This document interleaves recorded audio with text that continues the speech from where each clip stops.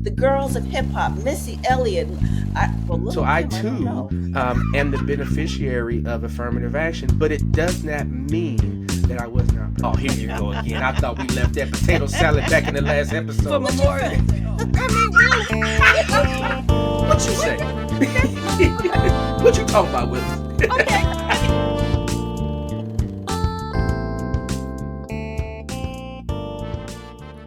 This is the All Rev'd Up Podcast, Season 7, Episode 5. I'm Reverend Emmett Price. And I'm Reverend Irene Monroe.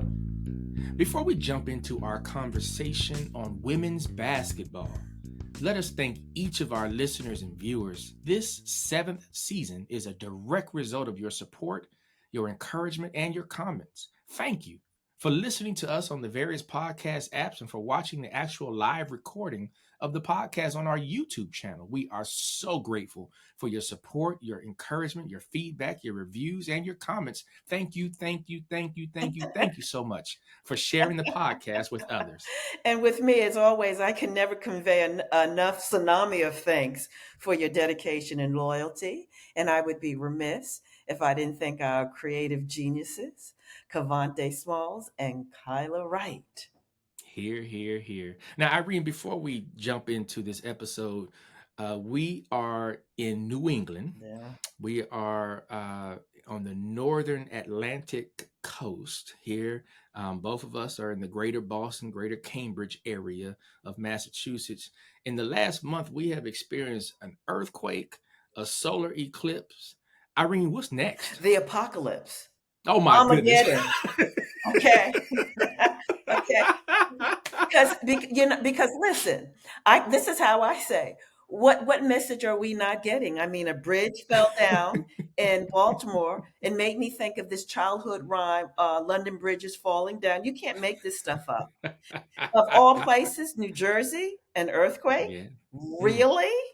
So, I've been reading that last book in the Bible.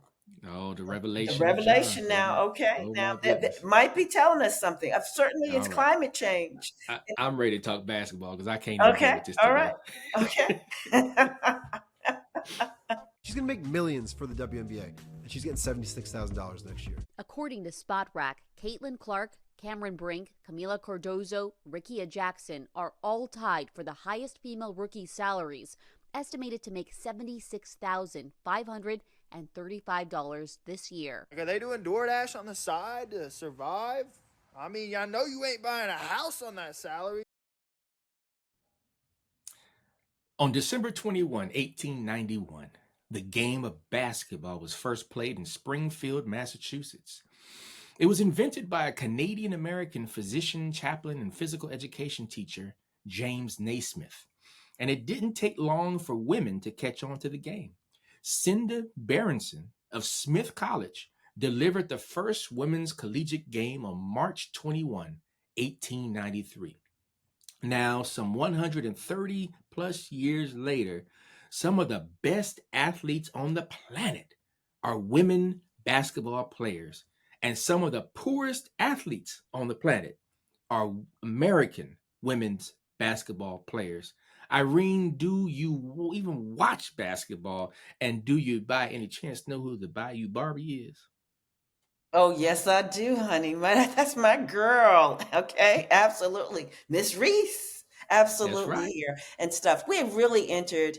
I'm of two minds, Emmett. I need to tell you, we've entered in some way a golden era for women in basketball. The viewership for South Carolina versus Iowa, that viewership was like 18 million viewers, and it's certainly surpassed the Final Four matchup.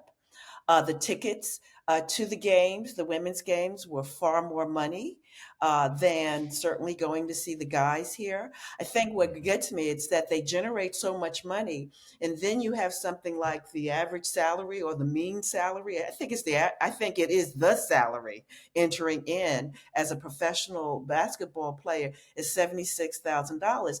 And I think what really gets me is that it made me think about Brittany Griner, because that was one of the reasons why she would every year after the season would go to Russia.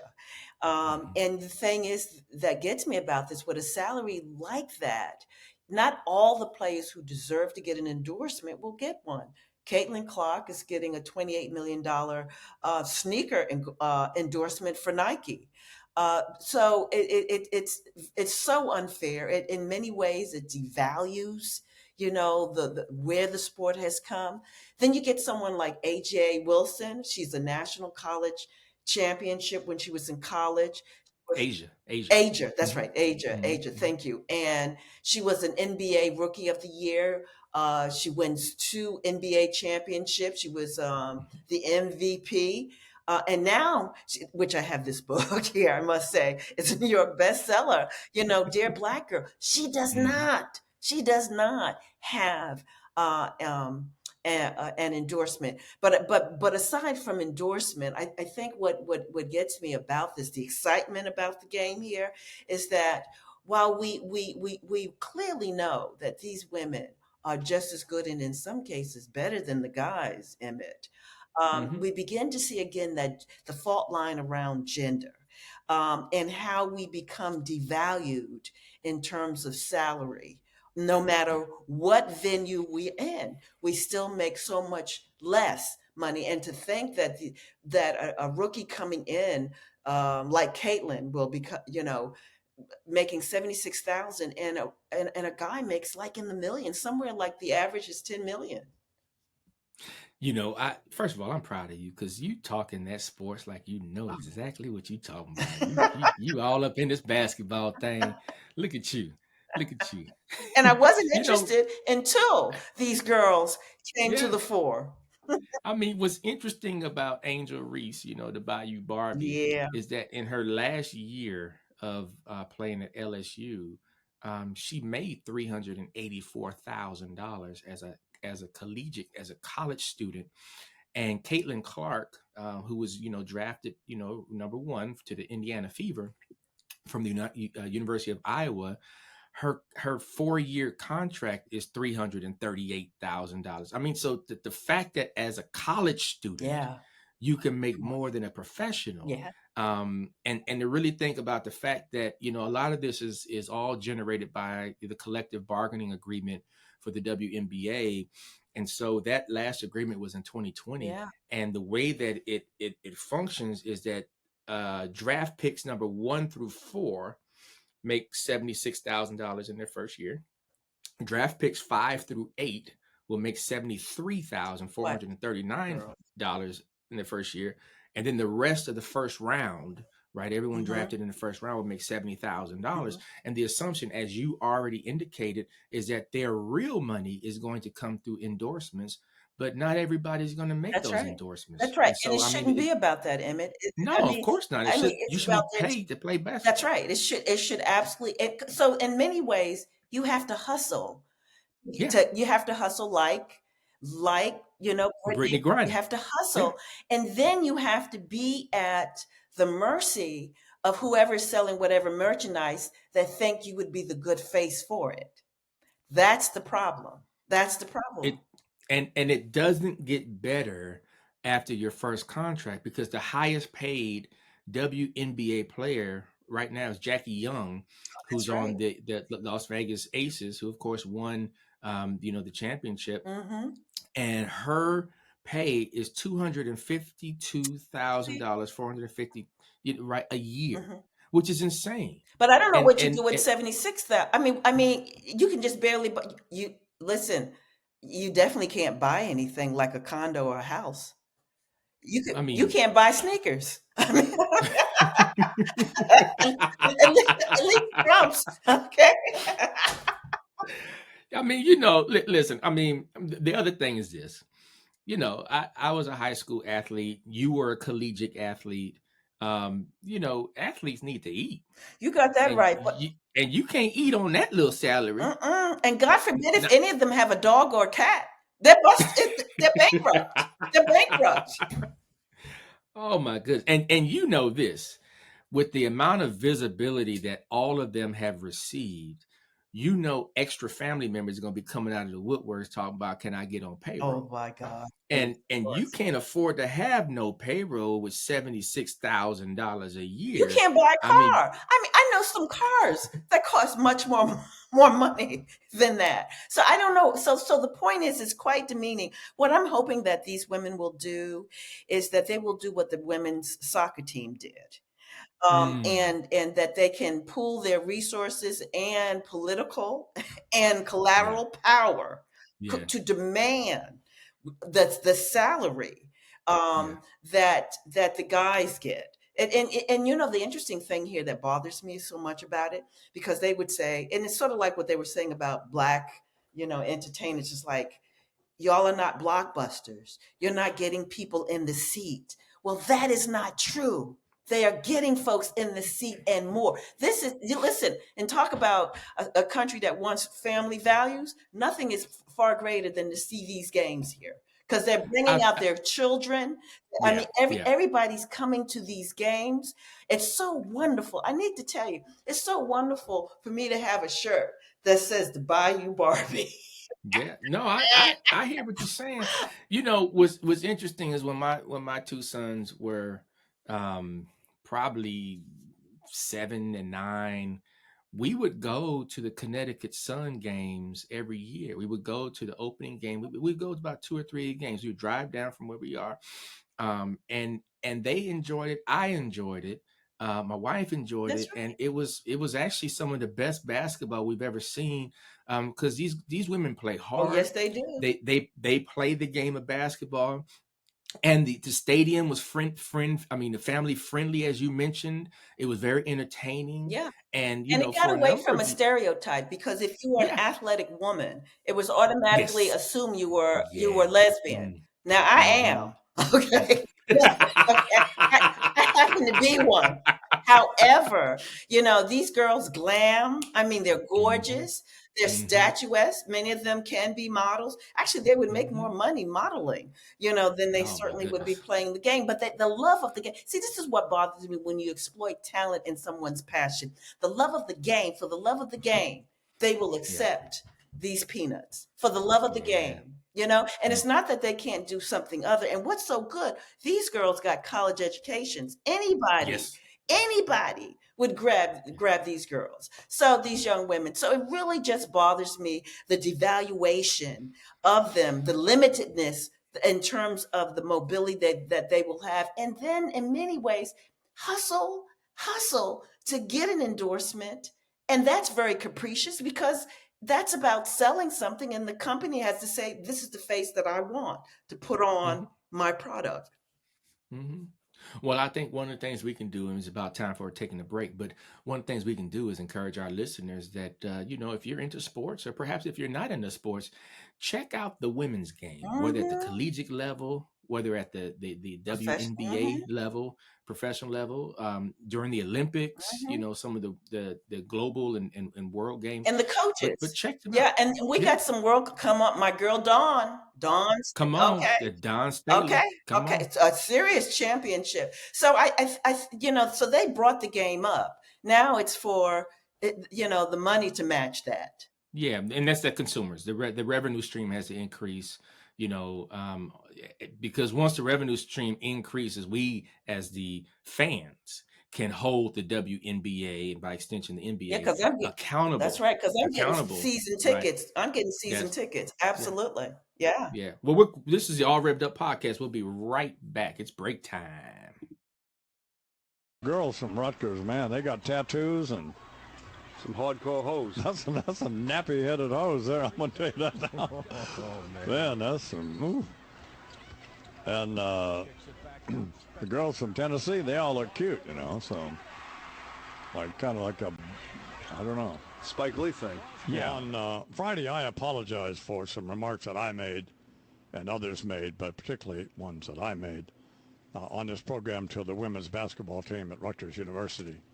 And it was a straightforward apology that Charles and I wrote. And I didn't I didn't think it was necessary to offer any excuse. No, I don't think there is now. This is the All Rev'd Up podcast. We are back, I think.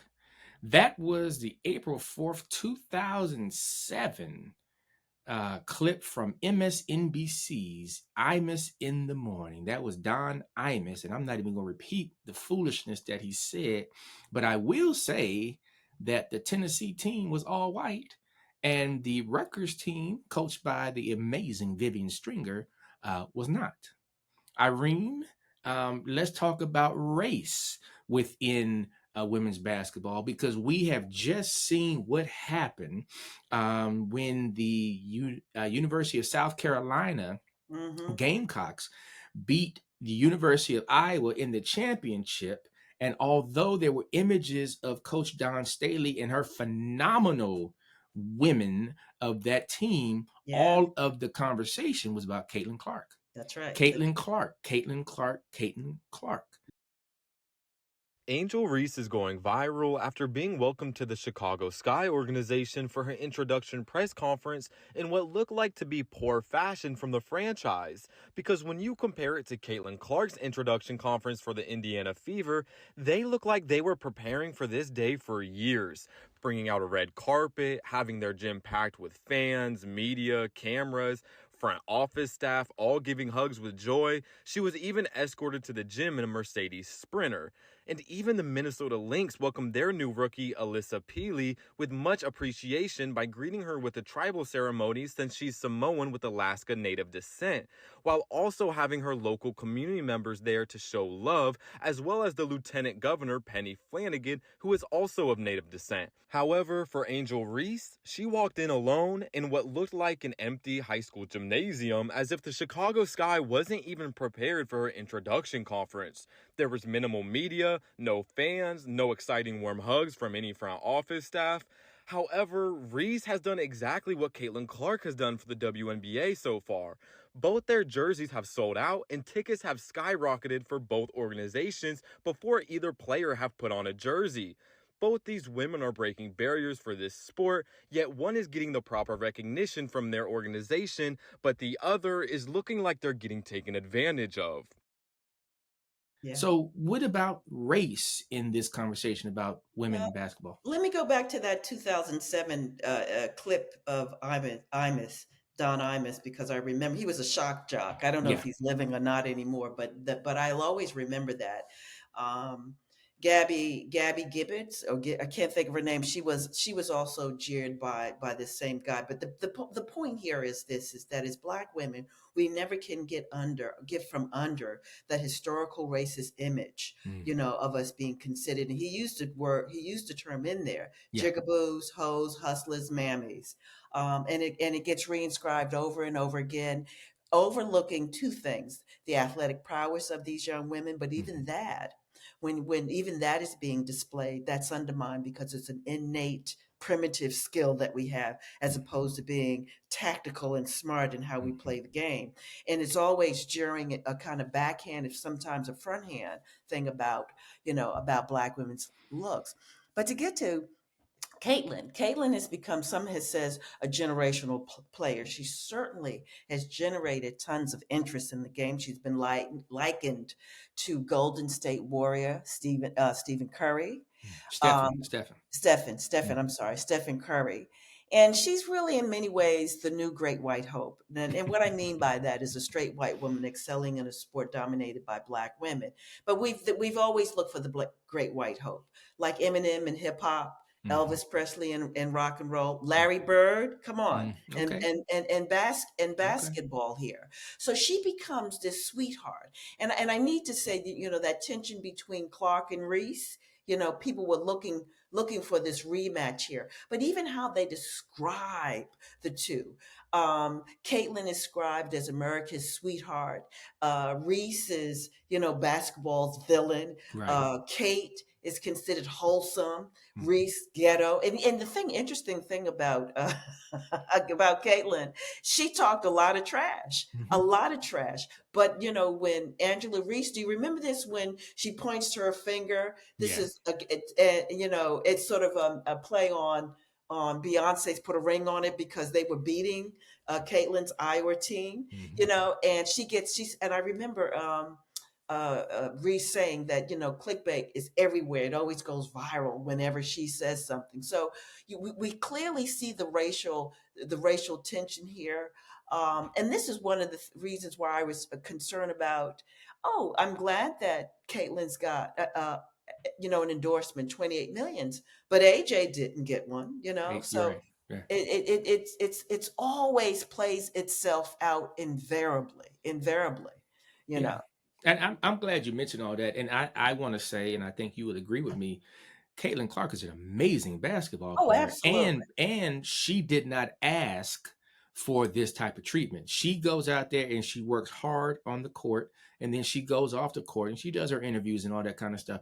But it's the media Yeah, that but has she's not the control. great. I got to correct you though, but she's phenomenal. But she's not the greatest scorer in the history of Well, no, I'm basketball. not saying that. I'm Yeah, just saying she's a yeah, great basketball yeah, player. yeah. But I want to just say, for people know, it really was a Black woman named Pearl Moore of Francis Marion University in Florence, South Carolina. Go on She with your holds bad the self. record. Go on She with your holds the bad record.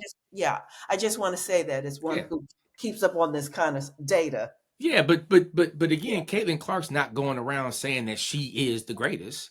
That's the no. media. Those are the people who are opining about her. And I think that that's the biggest challenge that we have, right? In terms of how the perception is being presented when you have folks like Don Imus going back, almost 20 years. And then you have folks now who are doing the same things using different metaphors, colloquialisms, but also where the treatment is and where the focus is. But Don Emmett, I do. Staley and the University of South Carolina, they won. Yeah, And everybody was shocked by that. They came back in that last they quarter. That they was won. that was phenomenal. But the thing is, I need to say this. I need to push back. Yes, the media plays into it, but a lot of people see it too that way. I mean, when you see Iowa, which is a predominantly white team, and is a pretty Did you dominant, say predominantly? yeah, predominantly white team, Iowa. I would go like almost all white. Yeah, I know, but they're about three. There were three, so I can't make that claim here. And it's the whole image. It's the Midwest. They're wholesome, and here is these girls from Louisiana State University. Let's be honest. Race is there, Yeah. and of course the media plays it up. But a lot of the players came out because of this white quote phenomenon. Listen, we've had phenomenons there, but they weren't generating the dollars. They weren't getting people in the seat. So this is why I appreciate the team, the women's basketball leagues. Not dealing with race, even though it's right there, and Mhm. just talking about how the game has been elevated, and they're hoping again, more of that will continue. But that was front and center, of course, of course. I mean, so what will it take? I mean, we talked about the pay inequity and the disparity, and now we're talking about the racial climate and the subjugation of Of women. women First players. of all, the objectification of women, right? Because Yeah. Imus's comment was that the Tennessee they were pretty, right? Oh, absolutely, As absolutely. opposed to these nappy headed. I mean, where Yeah, do we get right. that, right? Absolutely. But Emmett, the race thing, this is how I think about it. I my thing is, and I'm sure a lot of the women would think, give me my money. See, I think of when you see a predominantly white team and a predominantly Black team, we can't help, those of us who's watched basketball through the years, and it's been men's basketball particularly, you can't help but think of Magic Johnson Yeah, and Larry Bird. yeah. Okay, race was on the table, In the '80s. but listen, the equalizer was this. This was the equalizer here. One, we know they were getting paid. Yes. Okay, they were getting the same amount of spotlight. Yeah. Okay, they really were. Magic Johnson. Yeah. Okay, they were superstars here. All I think and then the fans let them decide however they want to, let them racialize it or sexual, whatever they want. But we actually saw a good game. What made the game what it was because Larry Bird was the great white hope. This is going to always be, but he was. Come on, work with me I on mean, this. the Celtics, and the Lakers, back in That's the right. 1980s, Those were the two dynasties. They were going back and forth, right? And Okay, that predates Jordan and the Bulls that okay, came up in the 90s, right? And that's so right. you're right. You're right. It was great basketball. That's right. The backstory was great. That's right. You had all that So, tension. if they had someone comparable to Air Jordan, oh my God, it would talk about stratosphere. I mean, white people would have lost their righteous mind, really. Didn't they? So, so here comes a moment. Here comes a moment that they feel good about.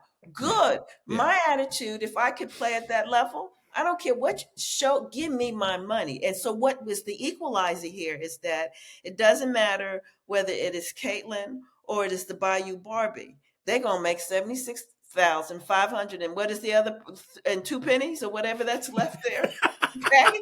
And they both won't be able to feed their cat, their dog, buy a car, buy a house. I mean, okay. I mean, really. So, I mean, that's the part that I'm more concerned about, the economic equity piece here, because the racial piece, it'll never, in many ways, it'll diminish somewhat. It'll never go away. And I think it plays with where we are racially at a particular time. And we're at a very polarized time. I thought what was wonderful, even in our polarization, it brought people out. It's sort of like the eclipse. Yeah. It didn't matter which listen, it was like, it really was, because there was something phenomenal happening that we may never see again in our lifetime. Yeah. And I saw the game of these two giants, these two titans play it. And the interesting thing is, I need to say this, and I'm not beauty shaming. Now, if a sister looked as plain as Caitlin did. Oh, Lord. Okay. There would have been a whole lot to say about that. No, because then the thing like Imus, nappy-headed H, that would have come out. But see, you can't be just plain looking. Those sisters glam up, because it's sort of the double standard that we knew growing up, that when we go out this house, we have to present and be a certain way. We just can't be average. You wear your Sunday's best every time you leave the house. And that's what those girls do in those outfits. So I'm just saying the double standard is there, because there's no way those girls could just throw their hair back and say, I'm here to play the game and sweat. All right. Well, you didn't let us know what you felt. You told us. You taught us something today. I know you did. But you did. But but I am happy about Title IX. Were it not for the passing of Title IX in June of 1972, we wouldn't even be having this kind of conversation, at least on the college level. I'm just hoping that we can elevate it now to the professional level. Well, by way of a closing word and a benediction, we know that the WNBA was formed in 1996. with the first game in 1997. And back in those days, as a young basketball player, I used to like to play the game 21, where you had a number of different folks, and whoever got to 21 the right way won the game. So I'm going to win this game today, Irene, by sharing with you my 21 favorite WNBA players and or coaches. They are in no particular order because I don't want to upset anybody, but I am going to share my list of 21. Rebecca Lobo. All right. Lisa Leslie. Go ahead. Cheryl Swoops. Nikki McCray. Amen. Swin Cash. Coach Pat Summitt. Coach Carolyn Peck. And of course, the great coach of all of them, Don Staley. Yes. Diana Taurasi. All right. Tamika Catchings. Cynthia Cooper. Maya Moore. All right. Let's not forget about Sue Bird or my girl Candace Parker. Woo. And the one that you mentioned, Asia Wilson. And then we'll mention Ella Deladon. Stewie, Breonna Stewart. Tina Thompson. BG, Brittany Griner. Tina Charles. And for the finale, a hell of a player and a hell of a coach, Becky Hammond. Woo! These are my 21. Amen Amen. and Ashe. Ashe. All Rev'd Up is brought to you by us, the Revs. Our amazing producers are Kyla Wright and Cavante Smalls. Music for this episode is from Reverend Price's son and musical prodigy Emmett G. Price IV. All Rev'd Up is distributed by GBH. Additional thanks to Bob Kenneth, Elizabeth O'Brien, May He, Devin Robbins, Meredith Neerman, and Zach Waldman. If you like what you hear, let us know. Give us a review on Apple Podcasts and follow us at All Rev'd Up Pod on Facebook, Twitter, Instagram, and YouTube. Feel free to send us a note, a question, or a comment to allrev'duppod@gmail.com. We'll be back